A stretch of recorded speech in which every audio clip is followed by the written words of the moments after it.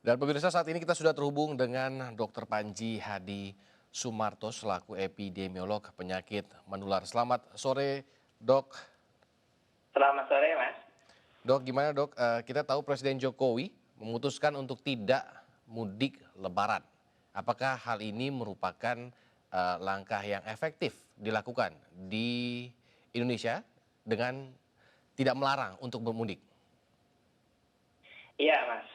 Saya pikir ini cukup mengkhawatirkan ya, karena arus pemudik itu kan besar sekali, apalagi Lebaran ya. Berapa? Lebih dari 20 juta saya rasa ya.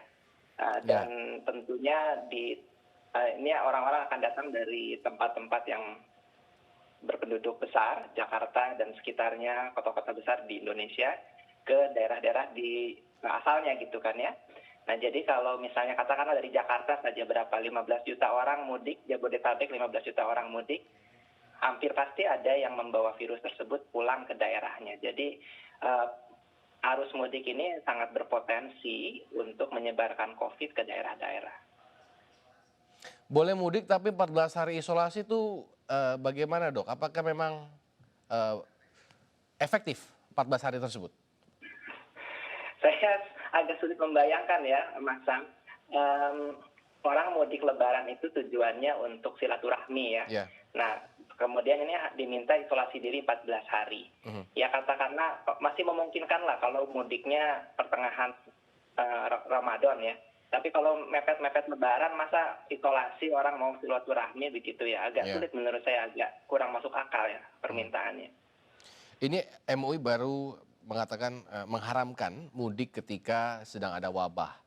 Ini dua hal yang berbeda yang dianjurkan oleh MUI sendiri dengan pemerintah. Kira-kira menurut dokter apa yang lebih efektif sebenarnya? Apakah memang MUI yang benar atau pemerintah yang benar? Waduh, saya tidak dalam posisi mengomentari Ya, fatwa MUI ya, ya. bukan sebagai ahli agama, tapi secara epidemiologi penyakit menular ya sebaiknya tidak membawa penyakit keluar daerah ya. Jadi kalau saya sih 100% bersama MUI lah kalau melarang, mengharamkan orang untuk keluar dari daerah wabah atau memasuki daerah wabah. Saya setuju, itu fatwa yang sangat rasional dari sudut pandang epidemiologi penyakit menular menurut saya. Oke, Dok, langkah yang tepat sebenarnya untuk mengedukasi masyarakat untuk tidak mudik, meskipun tidak harus membenarkan mana mana yang benar antara MUI atau pemerintah, kira-kira bagaimana cara yang baik untuk mengedukasi masyarakat agar tidak mudik nanti, Dok? Itu yang sulit sekali, Mas. Kita bicara 25 juta orang yang Ya. memang tinggalnya di luar dari rumah, dari kampung halamannya begitu, Mhm. untuk diedukasi supaya tidak mudik, padahal memang sudah diniatkan mudik jauh-jauh hari gitu. Menurut saya ya lebih efektif kita tutup saja alur transportasinya. Jadi tidak ada bis antar kota, antar provinsi, kereta dikurangi volumenya, begitu aja. Istilahnya sih ya dilarang saja lah. Saya pikir tidak akan efektif melakukan edukasi untuk mencegah orang mudik. Dok, kita tahu kan sudah ada beberapa masyarakat yang mencuri start mudik. Apakah menurut Anda ini akan memperluas jangkauan penyebaran virus corona sendiri atau tidak sebenarnya? Atau sudah pasti yang Iya, mudik itu tidak sakit gitu? kita nggak bisa memastikan ya, Mhm. karena ada dua hal ya. Pertama, dari orang terinfeksi sampai sakit itu perlu waktu, masa inkubasi. Jadi kalau misalnya orang yang mudik, boleh jadi dia sudah bawa virus tapi belum sakit, boleh jadi begitu. Yang kedua, kita tahu juga bahwa cukup banyak kasus COVID itu tidak bergejala, jadi dia sebenarnya sakit, Mhm. ya tidak sakit ya. Artinya dia ada virusnya, tapi dia tidak pernah menimbulkan gejala, tapi dia menular. Nah, kita kan nggak bisa mendeteksi orang-orang ini. Mau dicek suhu bagaimanapun dia kan nggak demam. Kalau dia tidak disiplin isolasi diri, maka dia akan menjadi risiko menularkan COVID ke orang lain di kampung halamannya. Jadi memang harus ada tindakan hukum sendiri yang dilakukan bagi mereka yang mencoba untuk mudik pulang kampung. Karena kalau himbauan kayaknya tidak terlalu efektif, begitu Dok? Ya, saya pikir belum ke arah tindakan hukum ya, tapi penegakan ya. Artinya kita sebaiknya dibuat regulasi yang membuat orang tidak bisa mudik begitu. Kita nggak bisa, bukan bicara tindakan hukum, artinya menghukum orang yang mudik. Saya pikir belum ke arah sana. Tapi daripada menghukum orang yang mudik, lebih baik kita cegah orang dari mudik begitu. Ya, ini kan kondisi yang luar biasa ya. Jadi jangan memberlakukan peraturan yang biasa begitu. Kita bersabarlah, mudiknya ditunda tahun depan. Dok, Indonesia perlu lockdown nggak? Dan saya ingin tahu sebagai seorang epidemiolog, kira-kira seberbahaya apakah virus corona itu sendiri? Lockdown ya, Ya. ini perdebatannya sudah muter-muter beberapa minggu terakhir ya. Ya. Pada akhirnya pemerintah sangat menghindari bahkan penggunaan kata lockdown begitu ya.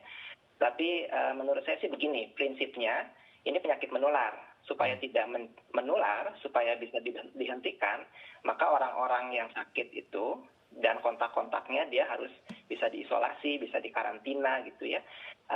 Lockdown itu hanya level tertinggi dari pembatasan sosial lah istilahnya. Kalau memang tidak memungkinkan secara logistik, ya harus ditempuh jalan lain.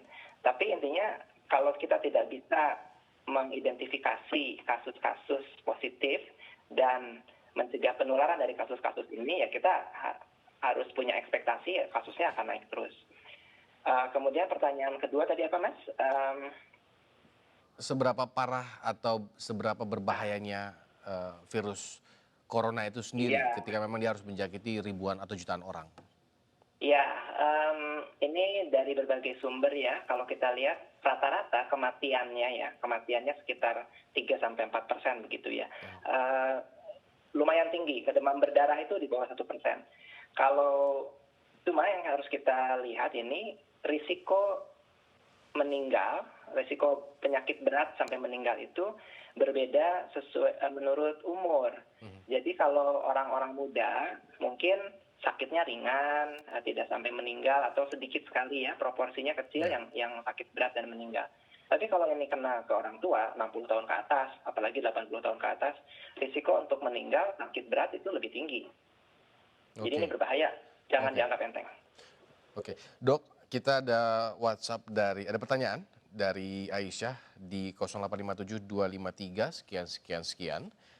Bertanya langkah antisipasi apa yang perlu diambil oleh pemerintah untuk mencegah warga mudik. Mungkin tidak bisa dibandingkan dengan negara-negara lain, baik dari sisi geografis atau apapun itu, tapi langkah antisipasi apa yang dokter sarankan? Ya, saya pikir ada pembatasan atau pelarangan operasional transportasi umum ya, transportasi publik yang biasa dipakai untuk mudik. Jadi bis antar kota, antar provinsi, pesawat saya tidak tahu apakah masih beroperasi atau tidak, dan segala macam itu. Paling tidak itu saja. Kalau sudah diumumkan bahwa bis ini tidak akan beroperasi, saya pikir orang otomatis kebanyakan akan mengurungkan niatnya untuk mudik ya. Beda lagi kalau memang punya akses ke kendaraan pribadi ya, itu mungkin sulit. Oke, terakhir Dok, pesan Anda untuk masyarakat Indonesia di tengah pandemi corona? Baik, jangan menganggap enteng. Yang kedua, kita berhati-hati social distancing atau physical distancing, berasumsi kita yang sakit supaya tidak menulari orang lain. Kalau perlu pakai masker, yang jelas rajin cuci tangan, pakai sabun. Itu saja barangkali, Mas. Dok, satu lagi Dok, dari Ilham. Sorry Dok, ini ada di 0856-427-4272 sekian. Apakah isolasi mandiri 14 hari itu akan mengurangi penularan dan seberapa efektifkah hal tersebut? Ya, jelas. Kalau isolasi mandiri dilakukan dengan baik, artinya dia tidak ya benar-benar isolasi begitu ya, tidak ketemu siapa-siapa, tentu ini akan menghentikan penularan karena mau menulari siapa kan nggak ketemu siapa-siapa lagi. Jadi ya ini memang cara yang baik, tapi harus disiplin. Jadi kalau harus diisolasi ya dia jangan kemana-mana begitu. Oke, berarti beneran tidak boleh kemana-mana berarti ya Dok kalau isolasi itu sendiri ya? Iya, Kalau namanya juga hari isolasi. ini kerja tapi habis itu libur, habis itu kerja lagi nggak bisa Dok? Oh enggak, itu nggak bisa Oh nggak bisa, misalkan 2 hari libur, berapa hari kerja, itu nggak ngaruh berarti ya Dok? Nggak ngaruh dong, apalagi kalau di tempat kerjanya banyak orang ya.